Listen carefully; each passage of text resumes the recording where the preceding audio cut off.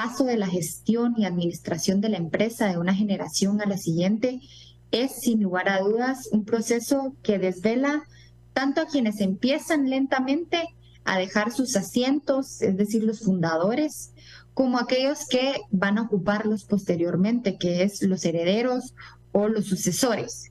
Entonces, realmente la empresa familiar de por sí se trata de un proceso complejo en el que confluyen, sin lugar a dudas, intereses personales y económicos de diversas personas. Y es ahí en donde entra, digamos, la temática del compliance o por qué deberían de implementar compliance en este tipo de organizaciones. Iniciamos tal vez, Tono, si me dejas decirte Tono en lugar de Antonio, porque sé que así te conocen muchas personas. ¿Qué son las empresas familiares? Empecemos por explicarle a la audiencia qué es una empresa familiar para ver si se pueden identificar con este tipo de concepto e inclusive poder identificar si ellos mismos constituyen una empresa familiar. Hola Paola, buenas tardes, ¿cómo estás? Muchas gracias por la invitación a participar de tu programa y un saludo también a toda tu audiencia. Efectivamente, Bienvenido. gracias. Y sí, con mucho gusto, Tono, es como se acostumbra. Gracias. Pues sí, con las empresas familiares es todo un tema particular, ¿verdad? Que yo sí estoy muy de acuerdo contigo en los porcentajes que manejabas, de hecho lo iba a mencionar más adelante. Es realmente un factor bien importante en nuestra economía, ¿verdad? Las empresas familiares, tanto desde el punto de vista informal como formal, ¿verdad? Yo diría que enfocándonos en el tema formal, podríamos decir que una empresa familiar es aquella que está el capital social, el capital pagado en manos de una familia, únicamente en una familia que generalmente en nuestra experiencia va desde que haya una persona a cargo de ella, al que normalmente nosotros hemos denominado y conocido como el patriarca. Otras veces Sí. podemos ver la variable donde está esta persona, que puede ser hombre o mujer con su esposo o esposa. Entonces ya pueden ser dos personas las partícipes. Otra figura podría ser cuando es la figura de hermanos. Otra figura podría ser la de padres e hijos o también la de tíos y sobrinos. Ese tipo de combinaciones, digamos que son las más usuales y generalmente estas empresas se reconocen como empresas de capital cerrado, es decir, que todo el capital únicamente está en manos de la familia. Como tú bien lo mencionabas, una empresa familiar va a tener estas aristas y estos valladares que es el traslado, digamos, de que la continuidad del negocio de generación en generación. Las estadísticas de hace 10, 15 años eran alarmantes en el sentido de la sobrevivencia de las empresas familiares. Hoy por hoy creo que esos temas van cambiando porque particularmente te diría que a partir de mi experiencia se ve más involucramiento de los sucesores en querer seguir con el patrimonio. Antes teníamos aquella necesidad de deshacer la riqueza de ese patrimonio e invertirlo en un gusto que alguien tenía en particular. Ahora no, ahora ya hay mucha más conciencia en los jóvenes, en las generaciones jóvenes, de que ese patrimonio hay que cuidarlo y que así como estuvo con éxito por muchos años con sus padres o abuelos, ellos tienen que seguir avante y hacer crecer el negocio.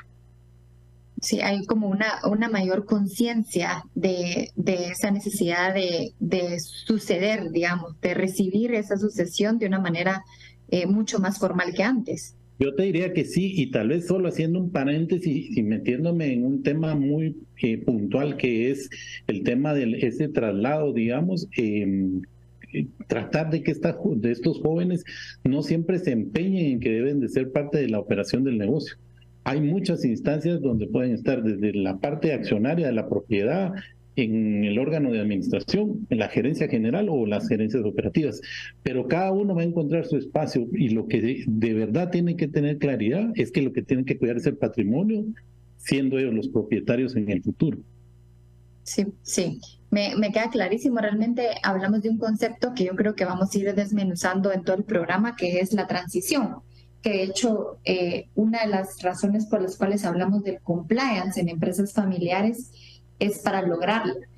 ¿Qué peculiaridades tú no nos podrías destacar o características de estas empresas familiares versus o diferenciar contra otra organización que no cuenta con esta naturaleza familiar? ¿Qué características podrías decir? Bueno, si tiene estas características, están frente, sin lugar a dudas, a una empresa familiar y por lo tanto tienen que escuchar este programa de podcast. Sí, seguramente que va a ir un poco en la evolución, digamos, pero tal vez la generalidad de la masa de lo que nos encontramos y lo más incipiente es que hay la concentración de decisión en una sola persona. Esto que yo mencionaba antes como el patriarca o el líder de la familia, prácticamente tiene el control del negocio y todo se hace a partir de lo que él decide. Los negocios, conforme van creciendo, van adoptando medidas de control y de delegación de funciones, pero lo van haciendo sobre el tema de la confianza. Ese es un tema primordial cuando estas empresas están creciendo. ¿Quién es mi hombre de confianza? ¿Quiénes son las personas de confianza que me acompañan? Y se van poniendo en puestos claves personas que son de mi confianza. ¿Y eso qué quiere decir? Que prevalece la confianza sobre otros temas de procesos y de control que más adelante vamos a hablar. Y aunque este patriarca o este líder de la familia se comience a rodear de personas preparadas y idóneas para los puestos, generalmente siempre va a pasar de que las decisiones más importantes siempre van a llegar a que él las tiene que tomar. Esa es tal vez la razón fundamental. En el proceso de maduración de estas mismas empresas familiares, robustecen el gobierno corporativo, y lo que nosotros hemos visto y lo que nosotros aconsejamos mucho es que hagamos un gobierno corporativo donde el órgano de administración, que es el Consejo de Administración, se vuelva profesional, se robustezca desde el punto de vista de que adopte las mejores prácticas de gobierno corporativo, y esto hace que el gobierno sea activo y participativo en las decisiones del negocio. Eso hace la gran diferencia y que marca la diferencia de las empresas familiares que ya han dado un salto mucho más importante en toda esta madurez, tipo nuestras organizaciones de muchos años en Guatemala, como la cervecería o como Multiinversiones, que ya han alcanzado esa madurez. Pero también queda claro que no es por el tamaño, es por la madurez de la organización. Y también nos diferencia de otras instituciones como las financieras o las multinacionales, donde los órganos de administración como el Consejo de Administración o Junta Directiva ya son más maduros y la decisión ya es colegiada y no es unipersonal. Sí, entonces podríamos afirmar que las características propias de una empresa familiar, además de que sean la concentración de capital esté en manos de la familia, digamos, hay además una concentración de decisión. Tú mencionabas de una persona específicamente, normalmente yo creo que se ve en el socio fundador o cuando se trata de una primera generación. Y la importancia que mencionas dependerá de la madurez de la empresa familiar, en donde podamos ubicar cuáles pueden ser, digamos, esas características propias que cuentan como herramientas para hacer, digamos, esta transición de generación en generación. Tono, nos vamos a ir a corte. Pasados 15 minutos de iniciado el programa, regresamos al programa de los disidentes. Aquí hablando de compliance, de la ética al compliance, cómo implementar compliance y no morir en el intento. Hoy estamos hablando de las empresas familiares, sus peculiaridades, características y por supuesto cómo implementar compliance, porque es necesario tenerlo para efectos de poder generar y crear una atmósfera de confianza, como lo decía Tono, en donde se pueda dar ese paso de transición de generación en generación. Volvemos después del corte.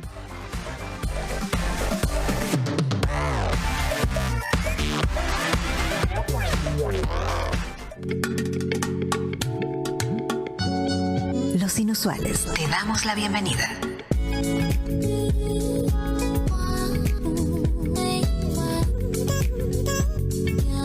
Radio Infinita, FM 100.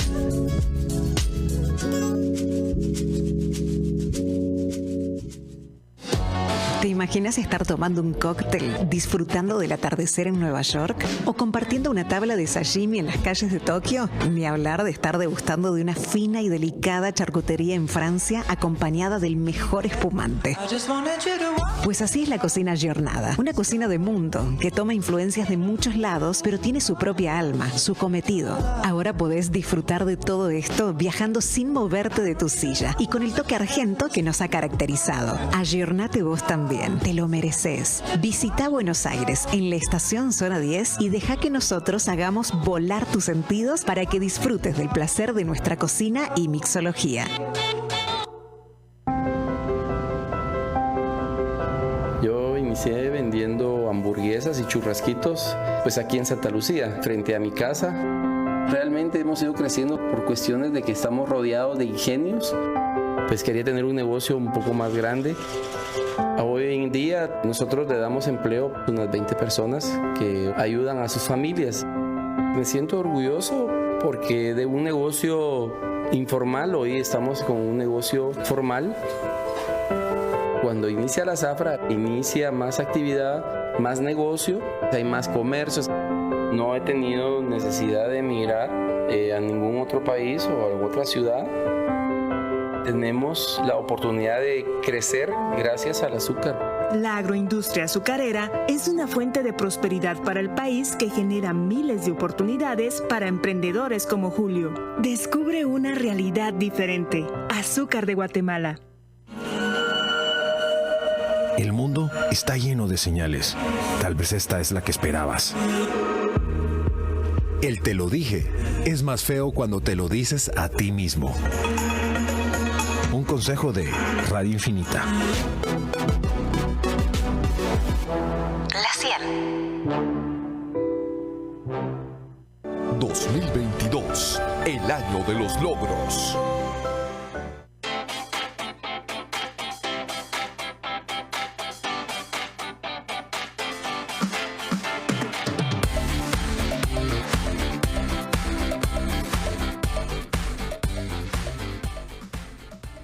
Regresamos entonces en el programa de los disidentes. Estamos hoy con Tono Posadas, socio consultor de BDO.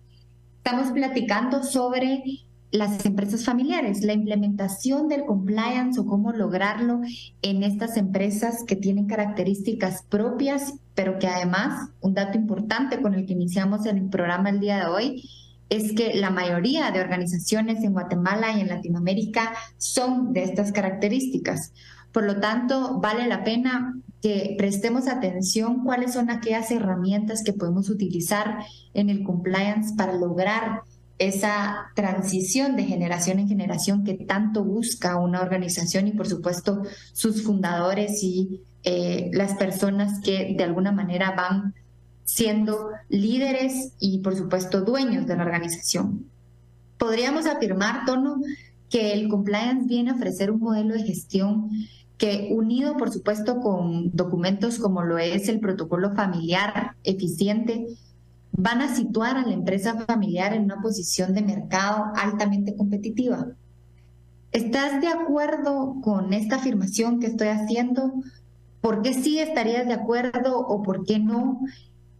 ¿Y qué podemos hablar sobre el compliance haciendo una organización mucho más competitiva hoy, que estamos frente a un mundo tan globalizado en donde todos están conectados comercialmente? Cuéntanos si estás de acuerdo o no estarías de acuerdo en la afirmación que acabo de mencionar. Sí, Paola, considero que sí. Aunque no lo es del todo, ¿verdad? Pero sí que es una parte primordial de tener todas estas herramientas que van a ayudar para que la empresa se profesionalice y tenga mayor control de sus operaciones, que es en sí uno de los puntos medulares, ¿verdad? Yo creo que muchas empresas además cuentan con un código de ética, pero debería de ser todavía adicionado con la parte de compliance, con todos los temas de anticorrupción y antisoborno, y donde ya vamos más enfocado a la persona y a todos los procesos que involucran a su relación con terceros principalmente, y que esto cuando lo adoptamos está bien visto a nivel reputacional, ¿verdad?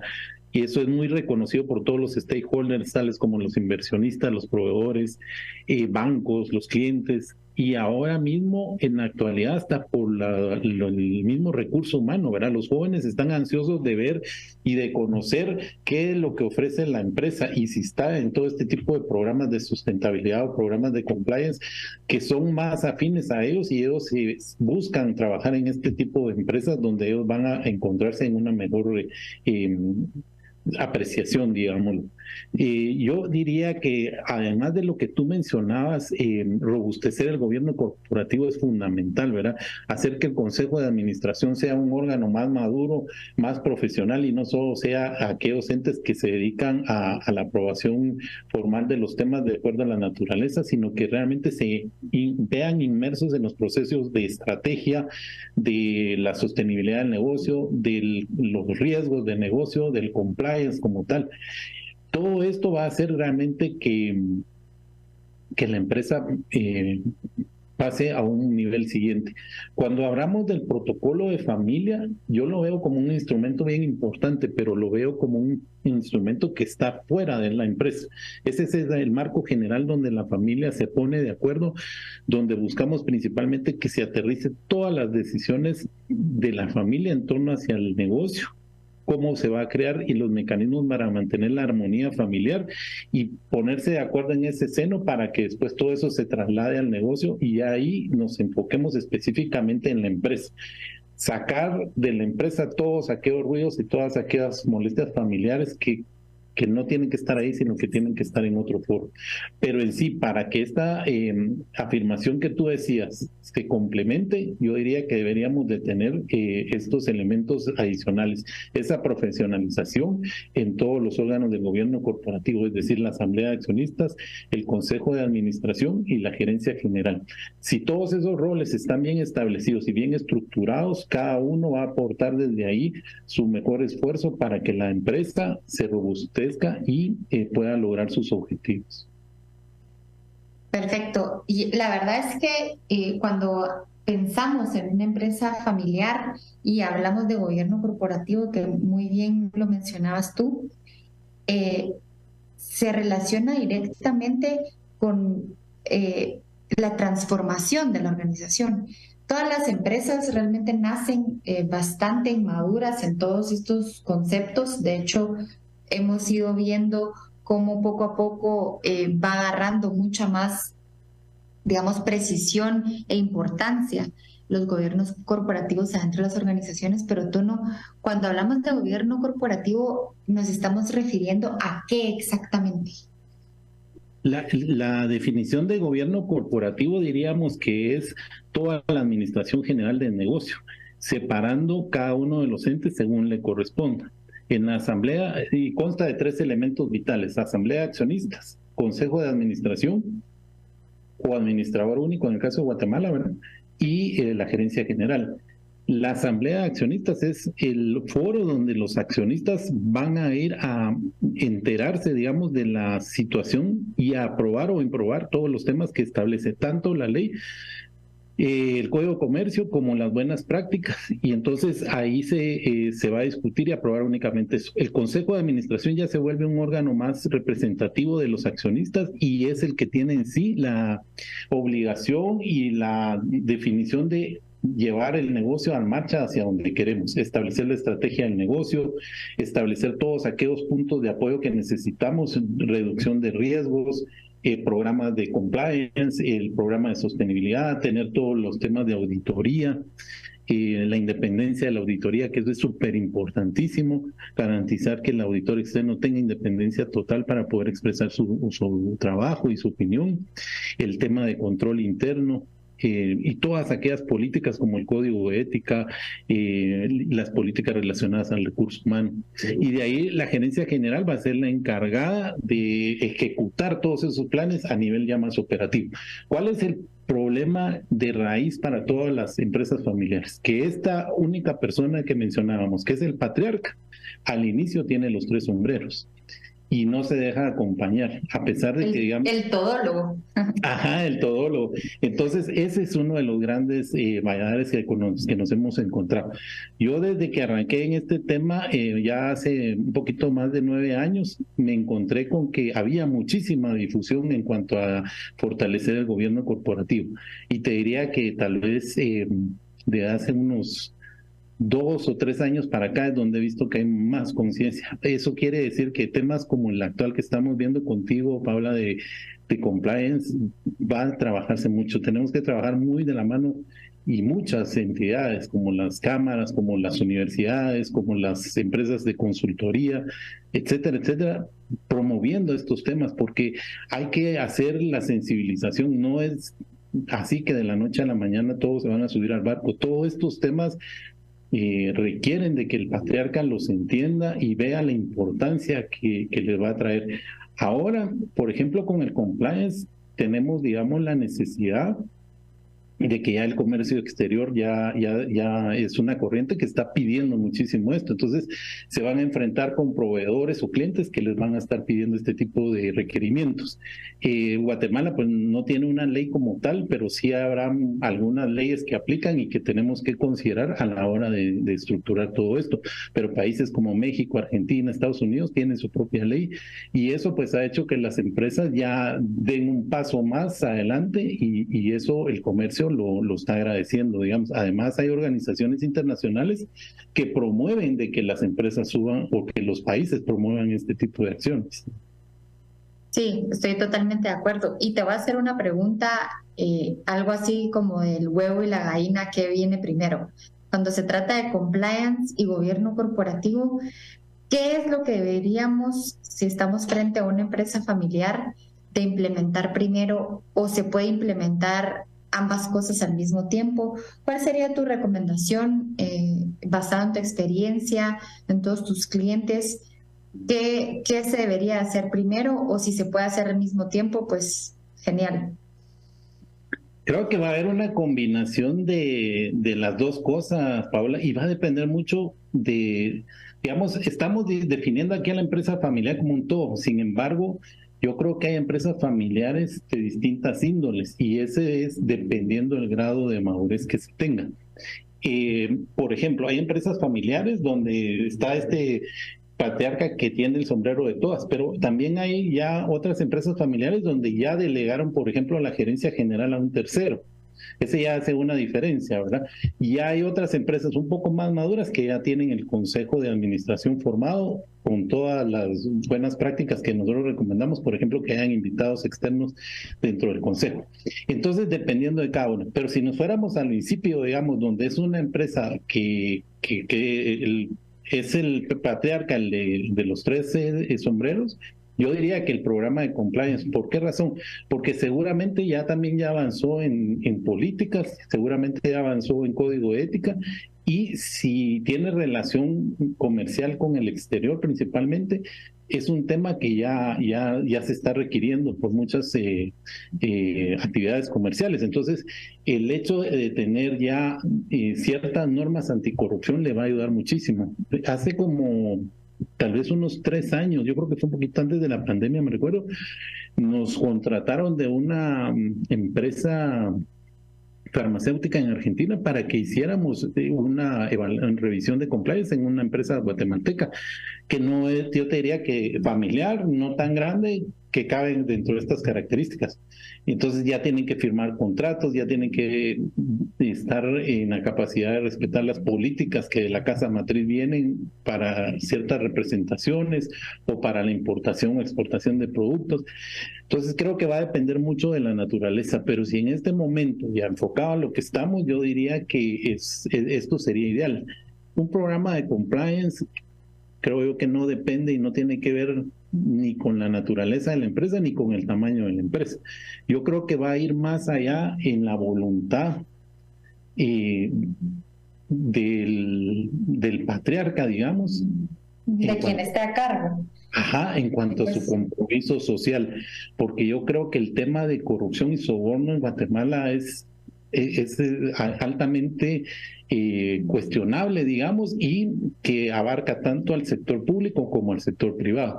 Y generalmente nosotros estamos más enfocados en hacer la bulla del sector público, naturalmente por los volúmenes que se hablan de dinero y por la exposición.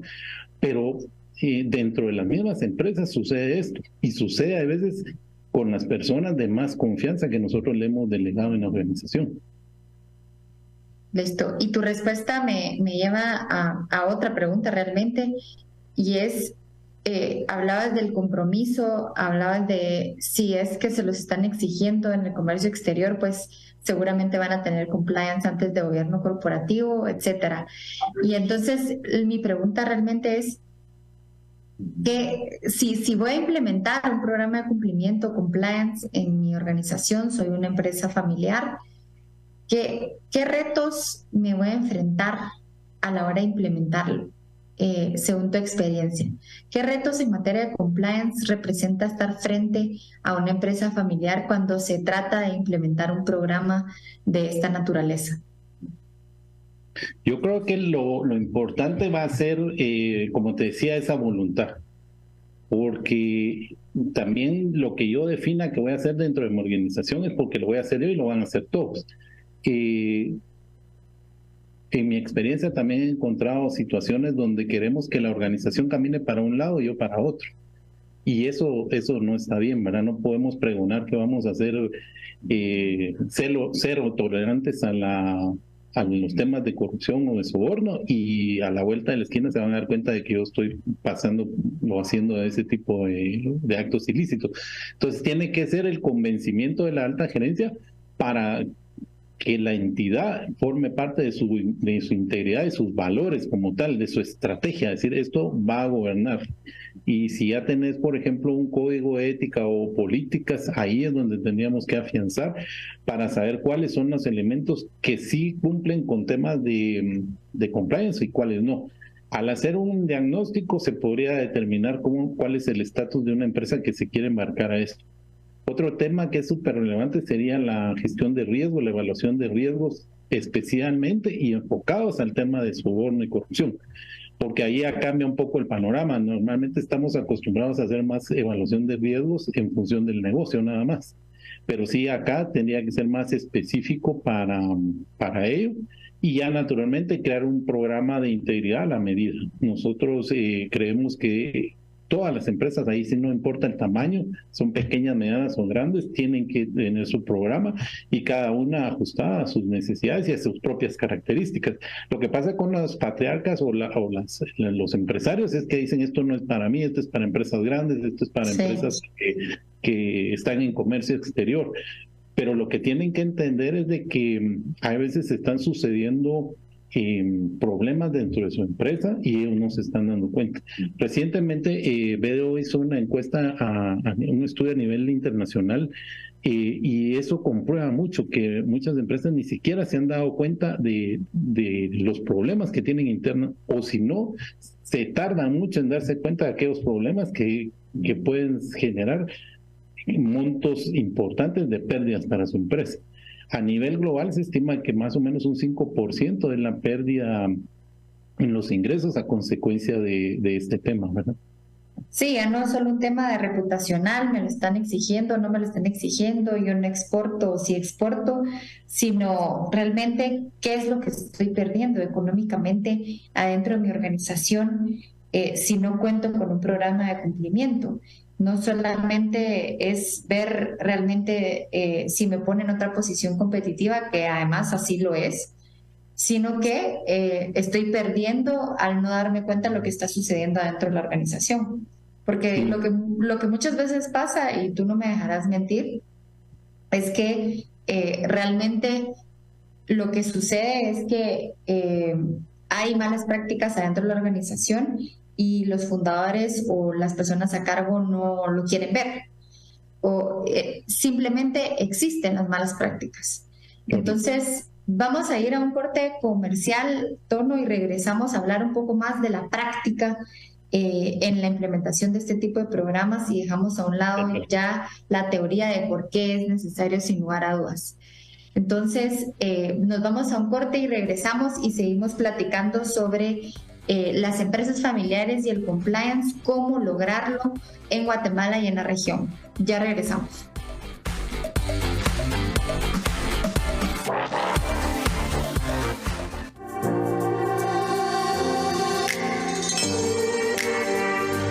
Radio Infinita.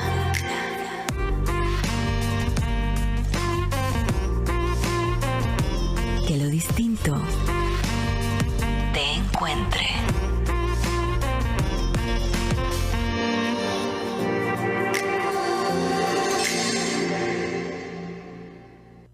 Porque este mundo económico complicado, alguien lo tenía que hacer más simple. Obtén hasta 200,000 quetzales con respuesta inmediata solo con tu DPI y depositados en 3 horas. Visita multimoney.com o descarga la app en tu celular. Multimoney, finanzas de estos tiempos. El mundo está lleno de señales. Tal vez esta es la que esperabas. Un ojo abierto, el otro soñando. Estás en Radio Infinita. Que lo distinto te encuentre.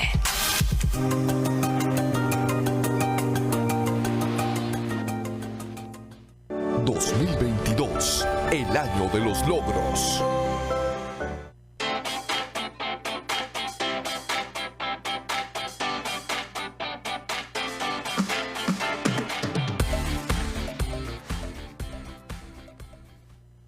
Regresamos luego de un corte comercial con los disidentes del programa De la ética al compliance, cómo implementar compliance y no morir en el intento. Estamos con nuestro invitado especial, Tono Posadas, socio consultor de BDO, en donde estamos conversando sobre las características, naturaleza de una empresa familiar, la importancia de que se platique sobre esta temática. Hablamos un poco del gobierno corporativo, y luego pues estamos entrando a hablar ya realmente de lleno de los programas de cumplimiento o compliance y por qué son tan importantes para este tipo de organizaciones. Y Tono, tal vez arranco un poco ya aterrizado a la práctica. ¿Cómo se ve el compliance en una empresa familiar? Es decir, hablemos de su composición. ¿Qué documentos, qué aspectos debe de tener un programa de cumplimiento o tiene un programa de cumplimiento en este tipo de organizaciones? Sí, Paula, con gusto. Y no estoy seguro cuántas empresas en Guatemala ya puedan estar con estos programas, ¿verdad? Pero creo que sí vamos a necesitar programas como el tuyo de estar constantemente diciendo, divulgando y ayudando a las empresas a que entiendan la importancia que conlleva esto y que realmente ya no es un futuro, sino es un presente.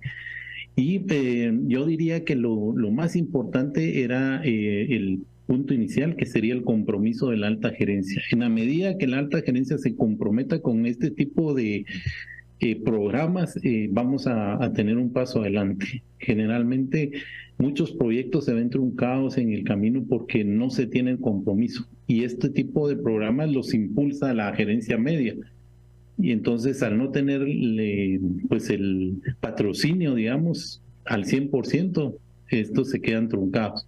Pero creo que ese sería lo primero, el convencimiento de la alta gerencia de que debe y la importancia de esto, qué beneficio le va a traer a su negocio y por qué lo tiene que hacer y con quién lo tiene que hacer. Una vez establecido eso, pues ya sería de considerar en qué proceso estamos, si ya tenemos algunas políticas, por ejemplo, si ya tenemos el código de ética o si tenemos algunas políticas que puedan tener alguna parte de el control interno y la evaluación de riesgos correspondiente, pero aplicable a los temas de antisoborno o anticorrupción. Siempre que hablemos de compliance ya nos vamos a ir refiriendo a estos temas en específico, porque otro tipo de temas los está normando la compañía. Y también nosotros consideramos que esto tiene que ver mucho con la conducta de las personas. Entonces es como movernos a un código de conducta en ese apartado, por decirlo así, porque lo que vamos a normar va a ser todos aquellos actos donde podamos ver a las personas, tanto de la organización como los que tienen un papel preponderante en la relación. Hay algunas empresas que tienen personas externas que lo representan, y estas también tienen que estar bajo esta cobertura que estamos hablando. Luego de ese análisis de riesgos, creo que sería la elaboración del documento para dejar todo bien establecido, la comunicación interna, dar a conocer la capacitación a las personas y el constante monitoreo. Ahí podemos hablar tanto del Compliance Officer, que es una figura que ya está activa en algunas organizaciones, especialmente todo el ente financiero, ¿verdad? Pero ya las que se han subido al barco y han implementado su programa de compliance también ya lo tienen. Y también cuáles son todas aquellas leyes que nos aplican, ¿verdad? Como por ejemplo la ley de lavado y movilización de activos, el Código Penal, etcétera. Todas esas leyes que en Guatemala nos puedan servir, tendríamos que ir a extraer lo más relevante que nos aplique para poderlo considerar. Y por último, tal vez se me ocurre que podríamos tener un canal de denuncias, ¿verdad? Activo y que sea externo. Algunas empresas hoy por hoy tienen ese canal de denuncias, esa línea ética, pero la tienen interna. Entonces eso también no le da eficacia porque las personas no se sienten seguras y saben que no es confiable. Entonces nosotros lo que estamos promoviendo es de que este canal de denuncias lo saquemos de la organización y que sea prestado por un tercero, digamos, para que eso le garantice más tranquilidad a los empleados a la hora de poner una denuncia. Y esto te lo digo porque generalmente cuando se salen a luz estos problemas que existen en las empresas, viene generado por una denuncia. Aunque creyéramos que la investigación va primero, está comprobado estadísticamente que las empresas se enteran de que están sufriendo un fraude por alguna denuncia interna, ya sea esta de tipo por violación de algún proceso de la compañía interno o aquella relación con externos, o bien hoy por hoy todos estos temas de ciberseguridad que creo que están cobrando muchísima relevancia porque a nivel de la tecnología pues se ha dado incremento en todos estos actos de pérdidas, ¿verdad? Sí, correcto, estoy totalmente de acuerdo. Realmente los elementos que mencionas, pues son indispensables sin lugar a dudas para hablar de compliance o tener compliance adentro. Yo creo que ni siquiera estamos hablando solamente de las empresas familiares, sino los elementos que hablas, Tono, son para cualquier organización realmente que quiere implementar un programa de esta naturaleza en su organización. No me dejarás mentir que justo las herramientas y características que mencionas pues son aplicables a cualquier tipo de organización que haya identificado sus riesgos, como bien decías anteriormente, y en base a esos riesgos pues implemente todas estas políticas, procedimientos que se traducen en herramientas para poder detectar malas prácticas adentro de la organización y más que detectar, prevenir. Yo creo que eso es una de las temáticas más importantes cuando se habla de compliance. Y es no solamente quiero detectar que adentro de mi organización si está sucediendo algo malo lo pueda identificar, sino quiero prevenir que ya no pasen este tipo de cosas adentro de mi organización en la medida de lo posible, porque grado cero, hablábamos en el episodio pasado, que lo que deberíamos de tratar es como todas las personas en los puestos de seguridad, en donde hablan de accidentes ceros adentro de la empresa. Lo mismo deberíamos de hablar en compliance con malas prácticas cero. ¿Cuántos días llevamos sin una mala práctica? Ese debería de ser realmente nuestro objetivo. Y Tono, pasando un poquito a qué es lo que debería de tener una organización realmente para dar este paso, las empresas familiares, ¿consideras deberían de estar con características propias para poder entrar a este estado de decir, bueno, ya estoy listo para implementar un programa de compliance, o en cualquier estado podrían decidirlo? Cuéntanos un poco para nuestra audiencia de decir, soy una organización que ya estoy lista, soy una empresa familiar y me puedo meter a esto, o debería de cumplir algunos requisitos para estar listo. Sí, yo creo que sí habrá que pensar, Paola, en algunos requisitos y principalmente lo que hablaba, y aunque suene reiterativo, que sería el compromiso, ¿verdad? O sea, si la alta gerencia define que van a eso, lo vamos a hacer.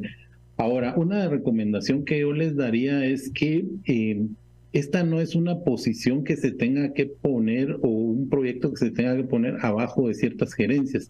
Y voy a hablar de ciertos temas que han sucedido en el pasado y que crean mucho conflicto. Por ejemplo, generalmente te encontrás que cuando ven la necesidad de dar el primer paso y es una auditoría interna, deciden poner al auditor interno bajo la gerencia financiera generalmente. Y si es en otras todavía está peor, pero es algo que no tiene que suceder. Hay que saber exactamente a dónde tienen que reportar, cuál es la importancia de estos temas. Por ejemplo, un auditor interno tendría que estarle reportando a la gerencia general como mínimo, o si no al consejo de administración. Una auditoría externa le debería estar reportando a los accionistas. Y ese tipo de cosas son las que tenemos que ir aprendiendo. ¿Cuál es la importancia y la relevancia que le tenemos que dar a estos programas? Porque si yo vengo y digo, bueno, esto me lo pidió un proveedor, hagámoslo, y se lo delego a recursos humanos y le digo, esto usted lo tiene que echar a andar, y lo deja ahí como un proyecto más operativo, es muy difícil, pierde mucha relevancia. Entonces, lo importante es de que la alta gerencia entienda cuál es el beneficio que va a tener, y entonces desde ahí estructurarlo y saber que le tiene que dar su lugar.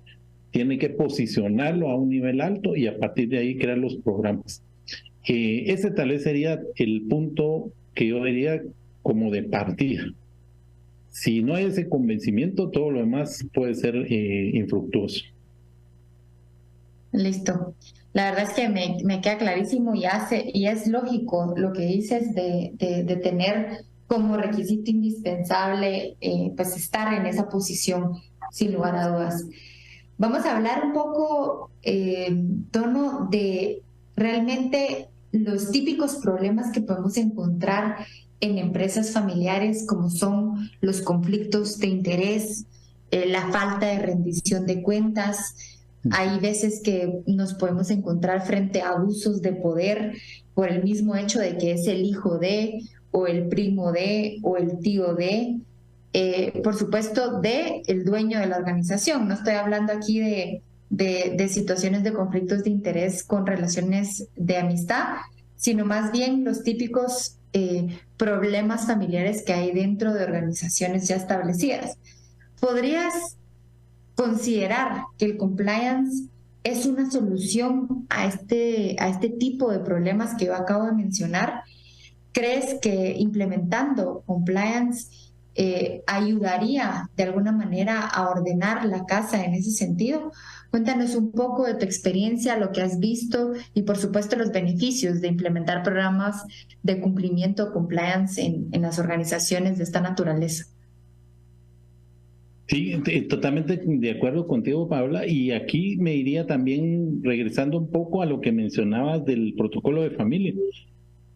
Para este tema de las empresas familiares es un punto súper importante que los temas los abordemos desde ese foro y ahí establezcamos qué se va a permitir y qué no se va a permitir. Porque mucho del conflicto de intereses viene desde la propia familia, especialmente, digamos, los familiares que están dentro de la empresa o los familiares políticos de estos. Entonces ahí comienzan muchos de los problemas que realmente se agravan y es un mal ejemplo para toda la organización. Y lo importante es que cuando hagamos un programa, una política, esta sea para la empresa. Eso quiere decir que aplica desde la alta gerencia hasta la última persona dentro de la organización, en el nivel jerárquico. No podemos estar pensando en hacer políticas para la gente. Muchos de los problemas que yo he visto en las empresas familiares es que yo hago políticas para que se cumplan de los mandos medios hacia abajo. ¿Eso qué quiere decir? Que yo o la gente de confianza que me rodea no está dentro de esa cobertura. Ese es uno de los peores errores que cometen las empresas familiares. ¿Por qué razón? lo que decía, comienzan a base de confianza. Y hasta que esa confianza no se ve defraudada, no se aprende. Y muchos de los problemas de corrupción y de fraude en las empresas vienen dados por mandos medios, por personas de confianza, donde menos nos lo esperamos. Entonces, yo creo que algo primordial sería una política es para toda la empresa, un programa es para toda la empresa. Todos tenemos que cumplir, sin excepción. Excelente. El hecho de que yo tenga antigüedad, el hecho de que yo tenga posición, me exime de ciertas responsabilidades. Eso es de los ejemplos y de los más nocivos que podemos encontrar en las empresas familiares. De los principales errores, diría yo. Ajá, de los principales errores, porque quiero solo ordenar a mi fuerza laboral de mandos medios hacia abajo.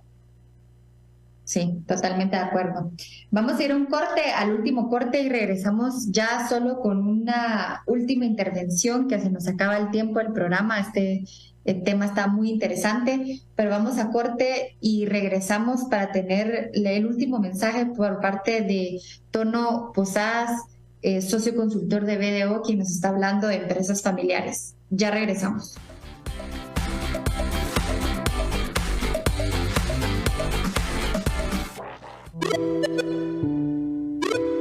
Infinita. Si estás en presencia, ya estás en conciencia.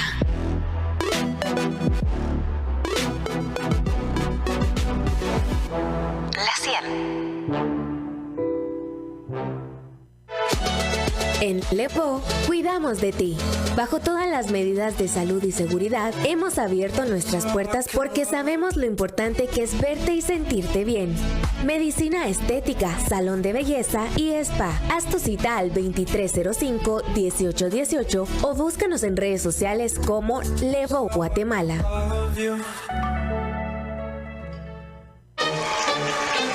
Salvaje es una cadena mundial de restaurantes con presencia en Europa, Latinoamérica y Estados Unidos, con la mejor gastronomía fusión japonesa mediterránea. Sé testigo de esta experiencia gastronómica en Salvaje Guatemala. Acompaña esta aventura con bebidas y cócteles que atraviesan límites, en un ambiente relajado y una apuesta arquitectónica maravillosa. Shows, animaciones en vivo que terminan en fiesta, nunca antes visto en Guatemala. Reservaciones al 5877-6842.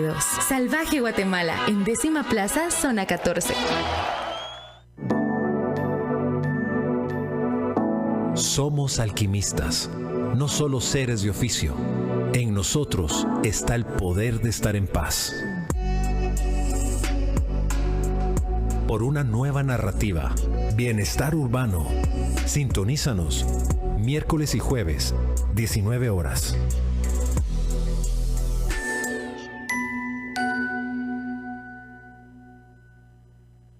...2022, el año de los logros.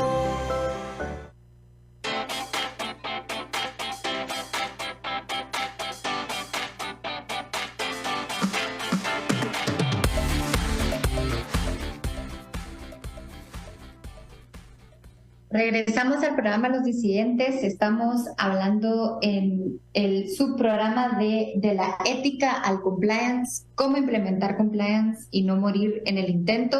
Estamos con nuestro invitado especial, Tono Posadas, de la firma BDO, en donde estamos desmenuzando el concepto de empresa familiar y cómo empata la importancia de que este tipo de organizaciones cuenten con un programa de cumplimiento o compliance dentro de la misma. Nos vamos a ir con una última intervención porque el tiempo así nos lo exige, pero sin lugar a dudas esto da para varios episodios del programa, y es, Tono, si en la audiencia que nos está escuchando tuviesen la iniciativa, después de escuchar no solamente los beneficios, sino la importancia real y latente que hay de contar con ese tipo de programas, tuviesen esa iniciativa de quererlo implementar dentro de su empresa familiar, ¿qué consejos les podría dar para empezar? ¿Por dónde empezamos si estamos frente a una necesidad de implementar un programa de compliance? ¿Qué documento podríamos hacer? ¿Cuál es ese primer paso? Y los siguientes, por supuesto, no queremos que nos redactes un programa de compliance, pero realmente decirle a la audiencia, bueno, empiecen por esto, por lo menos tienen que tener esto. Con gusto, Paola. Sí, y creo que va a ser un poco de lo que hemos platicado, pero tal vez ya recapitulando, yo consideraría que el Consejo de Administración debería de tenerlo establecido como parte de su estrategia de negocio y saber la importancia que esto representa para el negocio en sí y para la continuidad de negocio. Muchas pérdidas que a veces no pueden ser detectadas, pueden ser afectadas hasta la continuidad de negocio dependiendo de la magnitud.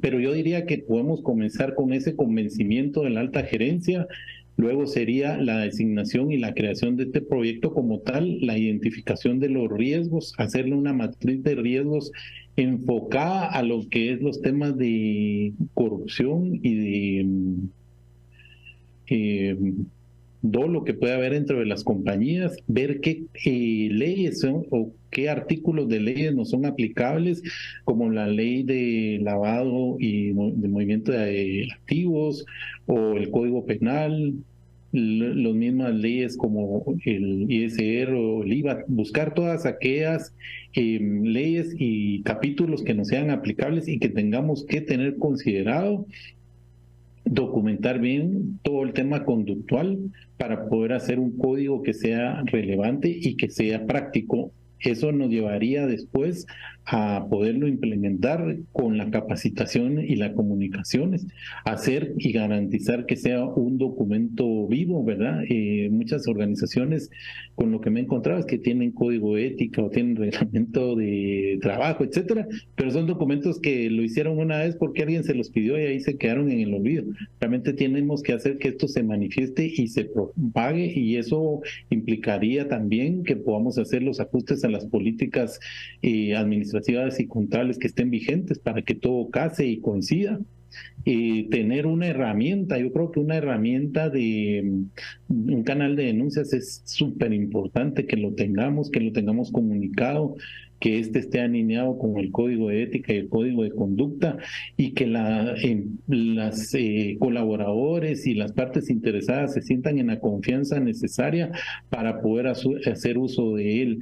En esta encuesta que yo te mencionaba de BDO recientemente, Paola, y que hago un paréntesis aquí, te la voy a compartir y la voy a publicar en las redes sociales. Las personas que la quieran ahí la van a poder descargar, y los que no, pues que nos contacten y se las compartimos, porque tiene datos muy interesantes, sobre todo del canal de denuncias. Empresas que tienen activo un canal de denuncias manifiestan que solo un 26% lo utiliza. Eso quiere decir que no tenemos estos canales activos y vigentes, ¿verdad? El código de ética lo guardamos y ya nadie habla de él. Y esto es de que tengamos que tener capacitaciones 2 o 3 veces al año para estar recordándole a la gente cuáles son los valores de la empresa, cuáles son los temas que debemos de cuidar, el tema reputacional, cómo puede afectar a la empresa el tema reputacional a un momento dado de que algo se quebrante. Y creo que por último podría ser importante la figura del compliance, ¿verdad? Yo creo que el oficial de cumplimiento es algo preponderante, pero como te decía anteriormente con el ejemplo del auditor interno, no sería de que lo pongamos abajo del gerente de recursos humanos o abajo del gerente financiero o abajo de la... No, tiene que ser algo preponderante en la organización. Yo creo que si ustedes me lo permiten y logran ver este informe que nosotros realizamos, fue a nivel global, participaron más de 2,000 empresas a nivel de 131 países, y hay datos súper interesantes que les pueden servir de guía para saber que donde menos se lo esperan pueden haber temas de riesgo para su compañía. Claro que sí, a la audiencia les puedo decir que pueden escribir a pdelatorre@ecomconsulting.org y pueden solicitar el informe que habla a tono sobre este mapeo que hizo BDO y que seguramente resulta interesantísimo para efectos de además tomar decisiones de cómo y cuándo implementarlo. Muchísimas gracias, Tono, por realmente aceptar esta invitación. Ha sido demasiado interesante escuchar de primera voz de personas que tienen experiencia en implementar este tipo de programas, más en organizaciones con las características propias de una empresa familiar. Aprendimos muchísimo y realmente consideramos que las empresas familiares son una realidad en nuestros países y por lo tanto debemos de empezar por entender que el compliance o el cumplimiento se implementa en cualquier tipo de organizaciones, incluyendo las de esta naturaleza. Muchísimas gracias a la audiencia por estar presentes el día de hoy. Los esperamos dentro de 15 días en este mismo programa, Los Disidentes, de la ética al compliance, cómo implementar compliance y no morir en el intento. Vamos a tener temáticas cada martes, cada 15 días, a la 1:00 p.m, sobre el compliance y cómo implementarlo de la mejor manera. Muchísimas gracias y damos por terminado el programa del día de hoy. Gracias, Tono, por tu intervención y por supuesto por compartir con nosotros todos tus conocimientos. Gracias, Paola, fue un gusto. Y a la audiencia también muchas gracias por escucharnos. Hasta luego.